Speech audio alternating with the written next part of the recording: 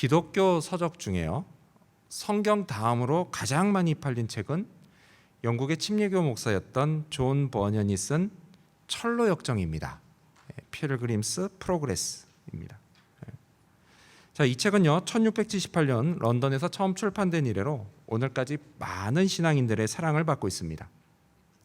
자, 철로 역정, 이 이야기는요 주인공 크리스찬이 오랜 세월 자신이 살았던 마을 장망성을 떠나는 것으로 시작됩니다.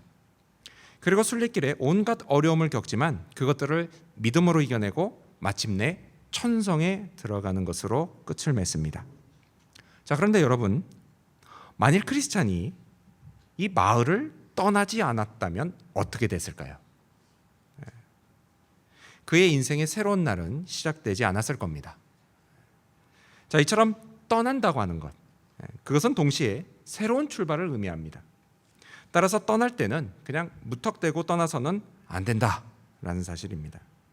떠나기 전에 우리는 이제부터 가야 할 올바른 방향을 알아야 합니다. 그리고 다양한 선택지가 있을 때에는 그 중에서 어떤 게 나에게 진짜 유익한 것인지도 알아야 합니다. 자, 이것은 새로운 인생길을 떠날 때에도 마찬가지입니다. 부모를 떠나서 독립된 삶을 출발할 때도 그렇고, 그리고 학교를 떠나 직장인과 사회인으로 출발할 때도 그렇고, 또 이제껏 살았던 곳을 떠나 다른 지역으로 출발할 때도 그렇습니다. 이렇게 떠나고 출발하는 것, 그것이 우리가 살면서 겪는 필연적인 과정이라면 우리는 인생의 새로운 방향과 진로를 선택할 때 무엇을 따라 선택해야 할지 반드시 고민해 봐야만 합니다. 그리고 특히 나 자신을 하나님의 자녀요 주님의 백성이라 여기는 사람은 더더욱 고민을 해봐야만 합니다. 어딘가로부터 또는 누군가로부터 떠나는 이야기, 그런 이야기는 성경에도 자주 나옵니다. 자, 오늘의 본문 창세기 13장에는 조카 롯이 삼촌 아브람을 떠나는 이야기가 나옵니다. 그렇다면 이 이야기를 통해 새로운 출발을 하기 전 올바른 방향과 진로를 선택하려면 우리는 과연 어떻게 해야 하는지 알아보고자 합니다. 축복된 인생을 시작하기 위해 우리가 기억해야 할 것은 과연 무엇일까요? 먼저 첫 번째로, 그것은 하나님의 주권을 확신하라는 것입니다. 먼저 첫 번째로 우리가 기억해야 할 것은 하나님의 주권을 확신하라는 것입니다. 자, 오늘 본문은 아브람과 롯 사이에 벌어진 갈등으로 시작됩니다. 자, 이 갈등은 어디에서 비롯됐죠? 둘 다 자기 소유의 양떼가 너무 많은 것에서 비롯됐습니다. 자, 지금 이들이 머물고 있는 지역, 그 지역은 이 두 사람의 양떼가 모두 다 충분히 먹고 마시기에는 풀과 물이 부족했던 곳이었습니다. 그래서 이들의 목자들이, 양치기들이 서로 다투는 일이 심심치 않게 벌어졌습니다. 가족 안에 불화가 생긴 겁니다. 자, 이럴 때 건강한 가족이라면 어떻게 해야 할까요? 가족의 어른이요, 먼저 나서서 가족이 싸우지 않게 문제를 잘 해결해야만 합니다. 이들 가족도 마찬가지였어요. 그래서 삼촌인 아브람이 조카 롯에게 이런 제안을 합니다. 자, 우리 성경을 보시면서요, 혹은 큐티책을 보시면서 창세기 13장 9절 말씀 같이 읽어볼까요? 창세기 13장 9절입니다. 읽습니다. 시작. 내 앞에 온 땅이 있지 아니하냐? 나를 떠나가라. 내가 좌하면 나는 우하고 내가 우하면 나는 좌하리라. 아멘. 자, 아브람은요 롯에게 땅을 선택하고 그곳으로 떠나가라 라고 제안합니다. 자, 그런데 우리가 사실 한글 성경을 읽으면 아브람이 롯에게 말을 할 때 이때 어떤 말투로 말을 했는지 사실 이 캐치하기가 쉽지는 않습니다. 그렇죠? 자, 그런데 우리가 이걸 히브리어 성경으로 보면요, 이때 아브람의 말투가 상당히 조심스러웠다는 걸 알 수가 있습니다. 그래서 이건 명령이 아니었어요, 사실. 아브람은요 롯이 상처받지 않도록 매우 조심스럽게 땅을 선택할 기회를 먼저 줬습니다. 조심스럽게. 자, 그런데 여러분, 여기서 우리가 기억해야 할 게 있어요. 그게 뭐냐? 그건 아브람과 롯이요 삼촌과 조카지간이었다라는 것입니다. 되게 우리 한국인들은요 위계 질서를 되게 중요하게 여깁니다. 그렇죠? 특히 가족 안에서 위계 질서는 상당히 중요합니다. 근데 히브리인들도요, 같은 동양 문화권 안에 있었기 때문에 그런지 그들도 가족 안의 위계 질서를 정말 중요하게 생각했습니다. 자, 그래서 이런 점을 감안할 때 땅을 선택할 때도요, 실은 삼촌인 아브람이 조카 롯보다 먼저 선택을 해야 되는 게 이게 당연한 순서였었습니다. 하지만 아브람이요, 그 순서를 양보합니다. 자, 그렇다면 아브람이 이렇게 양보를, 조카에게 양보를 한 게 이게 체면치레로 그렇게 했던 걸까요? 그건 또 아닙니다. 왜죠? 그렇게 체면치레로 양보하기에는 나중에 자기가 감당해야 할 이 재산상의 손해가 이게 너무 큰 상황이었기 때문에 그렇습니다. 여러분, 재산에 민감한 거요, 그게 사람의 심리 아닙니까? 돈 앞에서는요, 뭐 아버지고 아들이고 없습니다. 그게 인간의 본성입니다. 하지만 그럼에도 불구하고 아브라함이 양보를 할 수 있었던 이유는 뭘까요?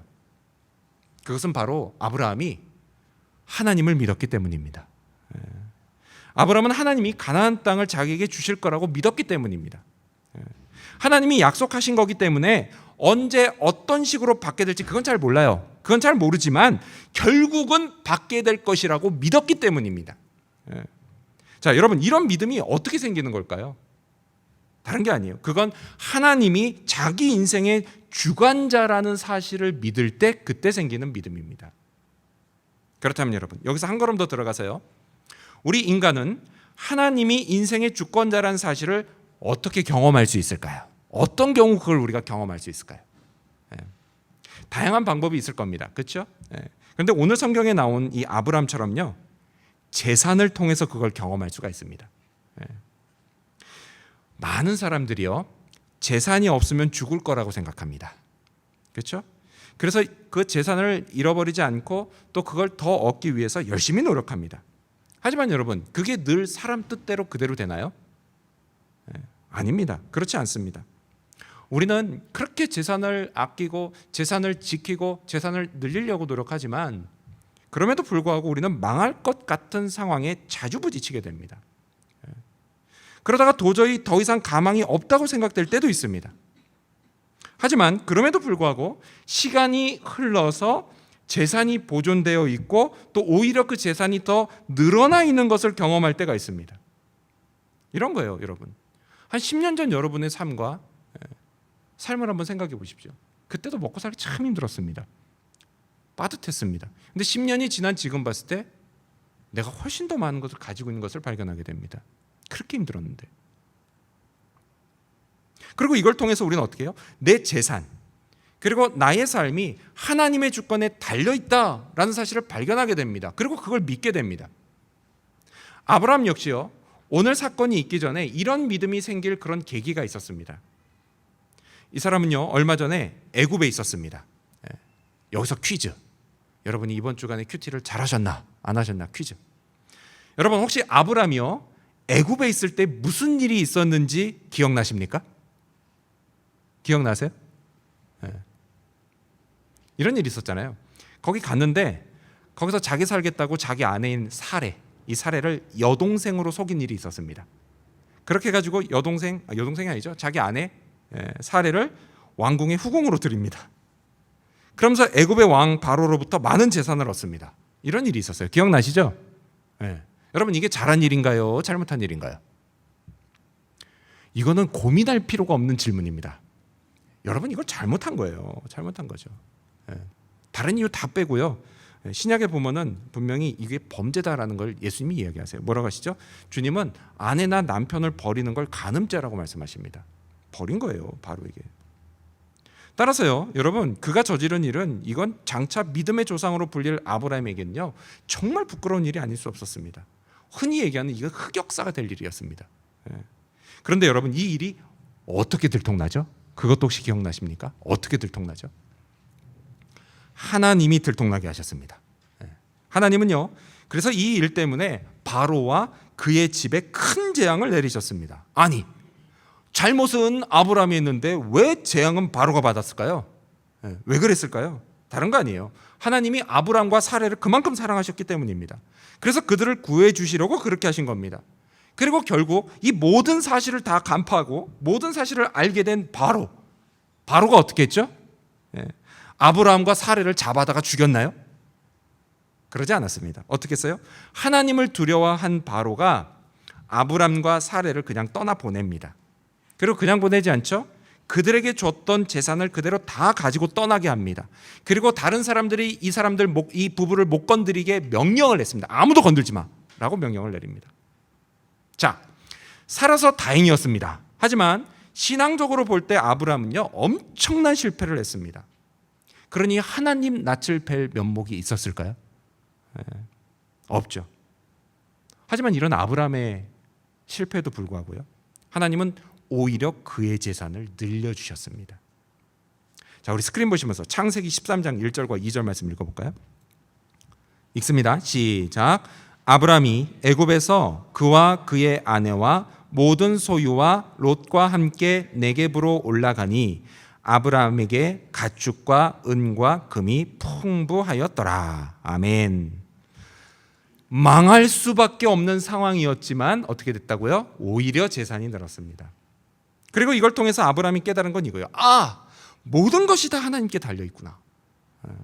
내 생명은 물론이고 내 재산도 하나님의 주권 아래 있구나. 이걸 깨달은 겁니다. 그렇게 아브람은 자기 인생에 대한 하나님의 주권을 확신하게 되었습니다. 하지만 여러분, 그렇다고 해서요, 이 말씀을 그래, 우리가 막 살아도 하나님이 알아서 다 뒤치다거리 해주시는구나, 이렇게 이해하시면 안 됩니다. 그걸 교회 용어로 뭐라고 얘기하냐면 착각으로 은혜 받고 오해로 적용한다, 이렇게 이야기를 합니다. 여러분, 그런 뜻이 아니죠. 여기서 우리가 얻어야 될 교훈이 뭐예요? 하나님은요, 우리의 실패에도 불구하고 여전히 우리를 향한 사랑을 거두지 않으신다라는 사실입니다. 또한 하나님은요, 그런 우리의 필요를 채워주시고 여전히 우리를 선한 길로 인도하시는 우리 인생의 진정한 주권자시다라는 사실입니다. 따라서 여러분, 인생의 중요한 방향을 잡고 진로를 선택할 때 무엇보다 먼저 우리는 우리 인생의 주권이 하나님께 있다는 사실을 확신해야 합니다. 하나님이 나를 사랑하신다는 사실을 확신하시기 바랍니다. 그 사랑으로 나의 필요를 채워주시며 내 인생을 인도하신다는 사실도 확신하시기를 바랍니다. 그때 비로소 우리 마음에 여유가 생기게 되는 것입니다. 그래서 양보도 할 수 있게 되는 것입니다. 손해보는 듯해도 더 좋은 것을 주시는 하나님, 그 하나님으로 인해서 마음의 평강을 잃어버리지 않게 되는 것입니다. 이렇게 인생의 주권자이신 하나님을 확신함으로 방향과 진로를 잡을 수 있게 되는 저와 여러분이 되시기를 축원합니다. 오늘 아브람과 롯이 떠나는 이야기를 통해서 우리에게 주시는 교훈이 뭘까요? 두 번째로 그것은 약속의 말씀에 비춰보라는 것입니다. 약속의 말씀에 비춰보라는 것입니다. 자, 떠나가라고 하는 이 삼촌의 권유에요, 롯이 기다렸다는 듯이 행동에 들어갑니다.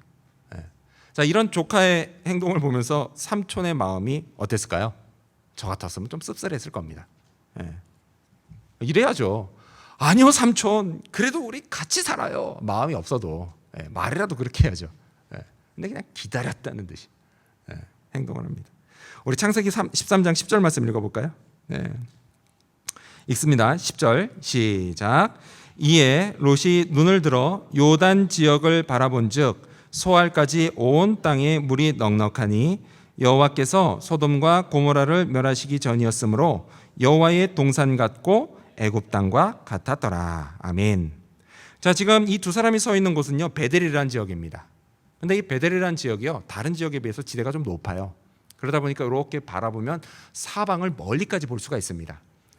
그래서 롯이 어떻게 했어요? 성경을 보니까 눈을 들어 봤다라고 기록을 합니다. 그리고 딱 봤어요. 목축하기 좋은 게 어딘가, 이걸 생각하면서 아주 자세히 살펴봤습니다. 롯은요, 오로지 그것만 생각하면서 땅을 골랐습니다. 어디가 목축하기 좋은 데인가. 지금까지 오랜 세월, 한 30년 넘었죠. 오랜 세월 함께 살아오면서 동행했고 나에게 신앙적인 인도를 해줬던 삼촌 아브람, 그 아브람의 여호와 하나님이 주신 약속, 가나안 땅을 주신다는 약속, 그 말씀은요, 롯이 자기가 갈 땅을 고르는 데 있어서 전혀 고려 대상이 아니었습니다. 그리고 그 말씀이 나에게 어떤 의미로 다가오고 나에게 어떤 축복을 줄 것인지를 생각하는 것도 전혀 고려의 대상이 아니었습니다. 오직 한 가지 뭐라고요? 어디가 목축하기 좋을까 이거였습니다. 오직 재산을 늘리는 것만 생각했습니다. 그런 롯의 눈에 동쪽 요단 지역이 들어왔어요. 거기는 뭐가 있었냐? 요단강이 있었습니다. 그러다 보니까 가축에게 먹일 물이 넉넉했습니다. 물 때문에 이 싸움이 시작됐거든요. 그래서 롯이 보니까 거기는 마치 에덴 여호와의 동산, 에덴 동산이죠. 여러분 에덴 동산이 어떤 곳이었는지 창세기 2장에 보면 이런 기록이 있어요.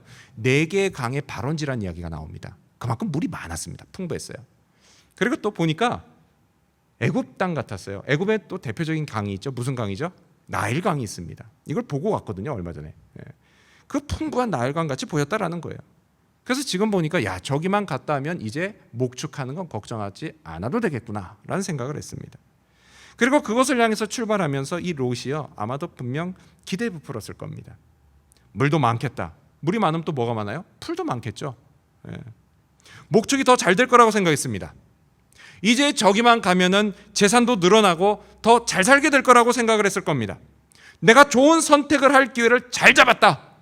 이러면서 스스로 뿌듯했을 수도 있습니다. 하지만 여러분 이 사실을 아십니까? 딱 이때까지가요 롯의 인생에서 가장 좋은 때였습니다. 이후에 무슨 일이 벌어져요? 그의 인생이 내리막길을 걷습니다. 오늘 본문 13장 다음 장이 몇 장이죠? 14장. 그렇죠. 이 어려운 문제를 맞히시다니. 14장에 보면 무슨 일이 있냐? 롯이요 전쟁포로가 됩니다. 전쟁포로가 됐다가 겨우 구출이 됩니다. 그리고 좀 더 뒤로 가면 무슨 일이 있느냐? 소돔과 고모라가 불바다가 될 때요. 그는 아내와 그리고 모든 재산을 잃고 동굴로 들어가서 살게 됩니다. 근데 그거로 끝이 아니었어요. 어떻게 되냐? 그리고 결국 그곳에서요 술에 잔뜩 취해서 2딸과 동침하고 자식을 낳는 비극이 벌어집니다. 그렇게 롯은 역사의 무대에서 사라집니다. 오늘 우리도요 얼마든지 롯과 같은 선택을 할 수가 있습니다. 미래의 진로와 방향을 선택할 때 사람들은 대개 그곳이나 아니면 그게 과연 내게 얼마나 이득이 되는지를 따져봅니다. 물론요 이거 당연한 일입니다. 당연해요. 하지만 문제가 뭐냐? 문제는 오로지 그것만 생각한다는 게 문제입니다. 내 선택을 하나님이 어떻게 생각하실까? 이것이 과연 하나님의 인도를 따르는 것인가? 이걸 놓고 기도하지 않는다는 것입니다. 그래서 만일 그냥 그렇게 선택해버리면 하나님이 없는 선택을 한다면 여러분 그 선택지는 얼마든지 소돔과 고모라가 될 수가 있습니다. 더 많은 것을 얻으려고 선택했지만 오히려 모든 것을 잃어버릴 수도 있습니다. 인생의 주관자이신 하나님이 없는 선택은 언제나 불안한 삶으로 이어질 수밖에 없습니다. 그렇다면 이와 반대로요. 자신의 인생에서 하나님의 주권을 확신한 아브라함은 어땠을까요? 자, 지난 33년을 자식같이 지낸 조카 롯. 자식이었죠. 33년. 근데 이 롯이 자기를 떠났을 때요. 그때 아브라함 심정이 어땠을까요? 아까 좀 씁쓸했을 거다라고 얘기했죠. 씁쓸하기만 한 게 아니라 좀 우울했을 겁니다. 우리도 그렇잖아요. 사랑하는 가족, 오랫동안 함께했던 가족이 떠나면 우울해집니다. 마음이. 그런 아브라함을요. 여호와 하나님이 위로해 주십니다. 자, 우리 성경으로 돌아가서 14절 말씀 같이 읽어볼까요? 14절.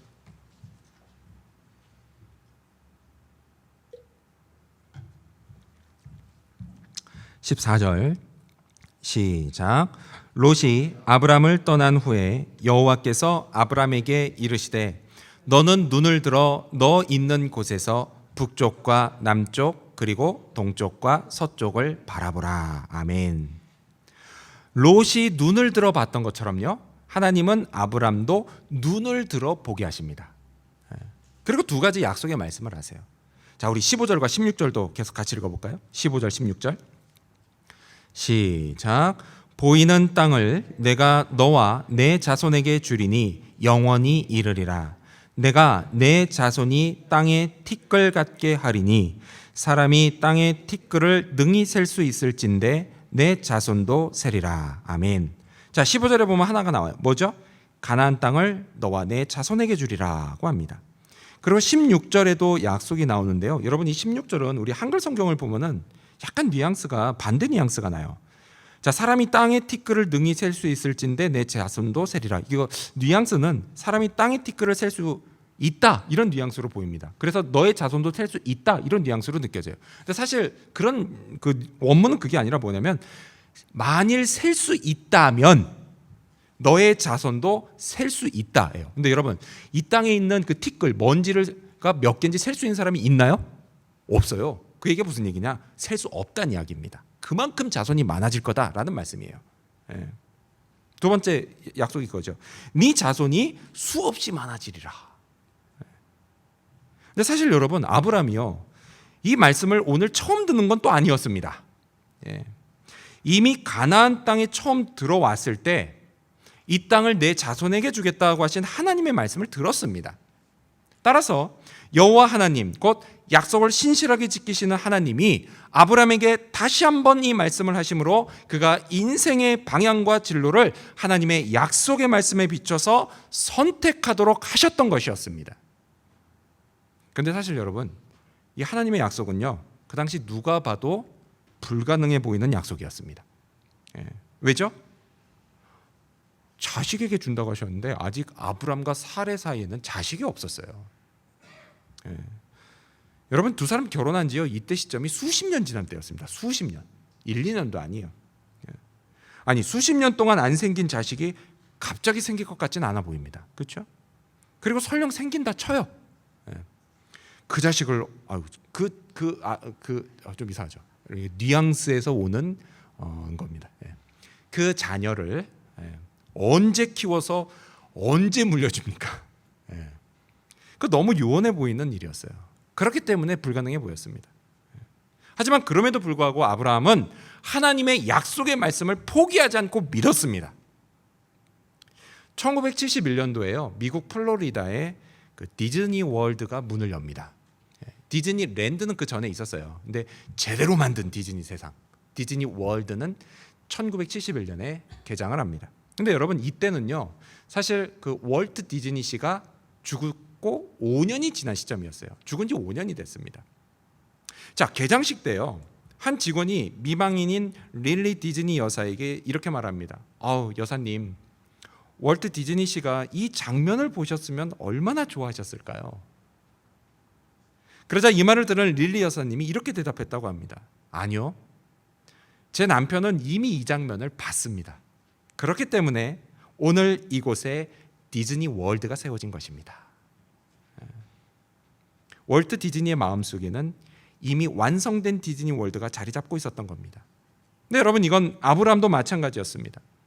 하나님께 약속의 말씀을 들을 때 그의 마음속에는 이미 수많은 후손들이 가나안 땅에 가득 차 있는 광경을 보고 있었던 겁니다. 오늘 저와 여러분에게도요 하나님이 주신 약속의 말씀들이 있습니다. 그 말씀이 어디 있냐고요? 오늘 여러분이 교회에 올 때 들고 오신 성경에 있습니다. 성경에 있어요. 그리고 성령님은 우리가 성경을 묵상하고 기도할 때 우리에게 약속의 말씀을 알려주십니다. 우리는 장차 내가 갈 길 그리고 나의 진로를 그 말씀에 비춰봐야만 합니다. 진지하게 기도하면서 주님의 인도하심을 구해야 합니다. 그러면 나의 가야 할 바를 하나님이 알려주실 것입니다. 그리고 그렇게 선택한 길이 당장 보기에는 이득이 없어 보인다 할지라도 주님의 인도하심을 확신하며 포기하지 말고 믿음으로 가시기를 바랍니다. 그러면 잠깐은 흔들릴 수는 있어도 결국 하나님의 약속이 성취되는 것을 보게 될 것입니다. 나를 통해 이루어지는 하나님의 일들을 보게 될 것입니다. 삶의 자리가 유익한 것들로 채워지는 것을 경험하게 될 것입니다. 여러분의 인생이 새로워지는 것을 발견하게 될 것입니다. 이를 통해서 약속을 이루시는 하나님께 감사와 경배를 올려드릴 수 있게 되는 저와 여러분이 되시기를 축원합니다. 아브라함과 롯이 서로 헤어지고 떠나는 오늘 이 장면 통해서 새로운 인생을 향해 나아갈 때 그 전에 우리가 기억해야 될 게 뭘까요? 마지막 세 번째로 그것은 예배를 통해 하나님과 만나라는 것입니다. 마지막 세 번째는 예배를 통해 하나님과 만나라는 것입니다. 자, 여러분, 아브라함이요 이처럼 하나님의 주권을 확신하고 그리고 가야 할 길을 약속의 말씀에 비춰볼 수 있었던 결정적인 이유, 그게 뭘까요? 그건 당시에요, 아브라함이 예배를 통해서 하나님을 뜨겁게 만나고 있었기 때문입니다. 자, 오늘 본문은 5절부터 시작됩니다. 근데 바로 앞절인 4절이요, 이렇게 끝나요. 우리 성경으로 돌아가서 창세기 13장 4절 말씀 함께 읽겠습니다. 자, 4절입니다. 시작. 그가 처음으로 제단을 쌓은 곳이라. 그가 거기서 여호와의 이름을 불렀더라. 아멘. 처음으로 쌓았던 제단, 그 제단에서 여호와의 이름을 불렀습니다. 이게 무슨 얘기예요? 하나님을 예배했다라는 뜻이에요. 이때가 언제죠? 제가 앞서도 말씀드렸지만 아브라함이 애굽에서 신앙적인 실패를 경험하고 다시 가나안에 들어왔을 때입니다. 그리고 어디로 왔어요? 아브라함이 자기가 이 가나안 땅에 처음 들어올 때 쌓았던 그 제단 앞에 서게 돼요. 그 제단을 앞에 섰을 때 제단을 바라보면서 아브라함이 무슨 생각을 했을까요? 하나님의 약속을 처음 받은 날을 기억했을 겁니다. 그때 어땠어요? 이제 막 시작된 가나안 땅에서의 삶, 우리로 따지면 이민이 시작된 겁니다. 이민자의 삶이. 그 삶을 기뻐하고 감사했던 지난 날을 떠올렸을 겁니다. 하지만요, 기근이 들었어요. 가뭄이 들었어요. 심한 가뭄이 들었습니다. 그렇게 돼서 삶이 빡빡해지자 언제 그랬냐는 듯 하나님의 약속을 버리고 오직 자기의 안위만을 생각하며 애굽으로 갔던 날을 떠올렸을 겁니다. 그리고 그것에서 철저하게 무너진 자신의 모습을 회개했을 겁니다. 더불어서 이런 못난 자신의 모습에도 불구하고 여전히 나를 사랑하시는 하나님께 감격하고 감사했을 것입니다. 이 예배를 통해 아브라함은 하나님을 다시 만났습니다. 아브라함의 예배는요, 이때로 끝나지 않습니다. 자, 오늘 이야기가 끝나는 18절 우리 같이 읽어볼까요? 창세기 13장 18절입니다. 읽습니다. 시작. 이에 아브라함이 장막을 옮겨 헤브론에 있는 마므레 상수리 수풀에 이르러 거주하며 거기서 여호와를 위하여 제단을 쌓았더라. 아멘. 헤브론, 여전히 척박한 가나안 땅이었어요. 거기는 목축하기 힘든 곳이었습니다. 하지만 아브라함은 약속을 믿고 그곳으로 장막을 옮겼습니다. 가나안으로. 그리고 이번에도 역시 그곳에서 제단을 쌓고 여호와 하나님을 예배했습니다. 나와 우리 가족을 이곳까지 인도해 주신 하나님, 오늘도 우리를 돌보시며 길을 인도하시는 하나님을 예배했습니다. 여러분, 이 아브라함의 예배가요, 건성으로 대충대충 드려진 그런 예배였을까요? 그렇지 않습니다. 예배는 진지했습니다. 영과 진리로 드리는 예배였습니다. 그리고 이를 통해서 아브라함은 하나님을 확신했고 인생의 길을 하나님의 뜻에 따라 확정했습니다. 이렇게 아브라함은 예배를 통해 하나님을 뜨겁게 만났던 것입니다. 여러분, 창세기를 보면요, 창세기를 쭉 전체를 보면 아브라함이 하나님을 온전히 예배할 때는 그는 하나님의 축복을 경험합니다. 하지만 반대로 예배의 삶이 무너질 때 그는 또다시 인간적인 방법을 시도하는 것을 볼 수가 있습니다. 그 순간에는 그게 좋아 보였죠. 하지만 결과는 어땠어요? 언제나 좋지 않았습니다. 축복이 아니라 시련이 찾아왔습니다. 근데 여러분, 이건 우리도 마찬가지예요. 주일 예배는요, 일주일에 단 1시간밖에 되지 않습니다. 하지만 이 예배를 어떻게 드리고 하나님을 어떻게 만나느냐는 우리의 나머지 일주일의 삶을 결정합니다. 여러분의 신앙생활은 물론이고요, 더 나아가서 여러분의 인생 전체의 성공은 여러분이 예배를 어떻게 드리냐에 달려 있습니다. 여러분, 축복을 원하십니까? 그렇다면요, 예배부터 잘 드리시기 바랍니다.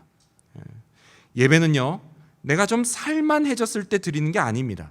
반대로 예배를 드리기 때문에 우리 인생은 살만한 인생이 되는 것입니다. 하나님의 축복과 은혜와 능력은 무엇보다 먼저 예배를 통해 우리에게 부어집니다. 따라서 여러분, 예배를 소중히 여기시기 바랍니다. 아브라함의 예배는 인생의 주권자이신 하나님을 바라보는 예배였습니다. 마찬가지로 우리의 예배 역시 바라보는 예배여야 합니다. 여러분, 우리는 예수님을 바라봐야 합니다. 그래야 시련을 이기고 하나님의 뜻을 이루며 살아갈 수가 있습니다. 신약성경 히브리서 12장 2절은 이렇게 말씀하죠. 믿음의 주요 또 온전하게 하시는 이인 예수를 바라보자. 그는 그 앞에 있는 기쁨을 위하여 십자가를 참으사 부끄러움을 개의치 아니하시더니 하나님 보좌 우편에 앉으셨느니라. 아멘. 여러분, 세상 사람들이 볼 때는요, 십자가는 분명 실패였습니다. 처절한 죽음이었어요. 가장 피하고 싶은 비극적인 결말이었습니다. 고통과 고생이었어요. 십자가는 부끄러움이었습니다. 하지만 이 길만이 우리를 죄로부터 구원하는 길이었습니다. 그래서 예수님은 하나님의 주권을 확신하셨습니다. 그리스도를 통해 모든 인간을 구원하시겠다는 약속의 말씀을 신뢰하셨습니다. 그리고 십자가의 고통과 부끄러움을 끝까지 견디고 진정한 성공을 거두셨습니다. 이 하나님의 길을 걸어가신 예수님이 오늘 저와 여러분의 길을 인도하시는 우리 주 하나님이십니다. 여러분, 여러분의 인생길이 막힌 것만 같습니까? 어디로 가야 할지 모르겠습니까? 방향과 진로를 선택하기가 힘드십니까? 그렇다면 예수님을 바라보시기 바랍니다. 주 예수님이 여러분의 앞길을 보여주시고 인도해 주실 것입니다. 또한 세상 유혹에 빠져서 올바로 가지 못하고 있습니까? 그때도 여러분 예수님을 바라보시기 바랍니다.